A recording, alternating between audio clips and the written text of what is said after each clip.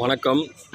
பல மில்லியன் கணக்கான விந்தணுக்களில் எது வீரியமுள்ளதோ அது மட்டும்தான் முன்னோக்கி சென்று கருமுட்டையை அடைந்து ஒரு உயிர் உருவாகிறது. அதுபோல நாமெல்லாம் வீரியமுள்ளவர்கள், வீரியமிக்கவர்கள். அதனால்தான் நாம் முன்னோக்கி சென்றிருக்கிறோம் கருவிலே. அதனால் நம்முடைய சிந்தனைகளும் செயல்பாடுகளும் முற்போக்குத்தனமாக இருக்க வேண்டும், பிற்போக்குத்தனமாக இருக்கக்கூடாது. இந்த வாழ்க்கை நமக்கு பிடித்தாலும் பிடிக்காவிட்டாலும் நாம் வாழ்ந்துதான் ஆக வேண்டும்.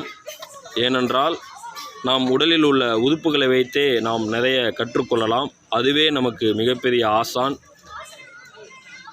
நமக்கு பிடித்தாலும் பிடிக்காவிட்டாலும் நம் உடலில் உள்ள உறுப்புகள், நம்முடைய மூளை, இதயம், சுவாசம் ஆகியவை 24 மணி நேரமும் அது அதனுடைய கடமையை செய்து கொண்டிருக்கிறது. அதனுடைய இயக்கம் தடைப்பட்டால் நம்முடைய இந்த வாழ்க்கையும் நின்றுவிடும்.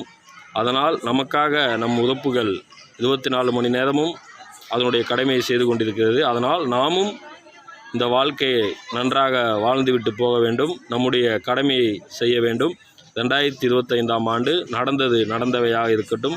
நடந்தவற்றை நம்மால் மாற்ற முடியாது. ஆனால் 2026 உங்களுக்கான ஆண்டாக இருக்கட்டும். நீங்கள் கொண்டிருக்கிற கனவை, நீங்கள் கொண்டிருக்கிற லட்சியத்தை, அதற்காக போடக்கூடிய உங்களுடைய உழைப்பை இன்றே ஆரம்பியுங்கள். உங்களுடைய செயலை தொடங்குங்கள். சொல்லுக்கு முன் செயல் என்பார்கள். அதனால் உங்களுடைய செயலை தொடங்குங்கள். அனைவருக்கும் வாழ்த்துக்கள். இனிய புத்தாண்டு நல்வாழ்த்துக்கள். நன்றி, வணக்கம்.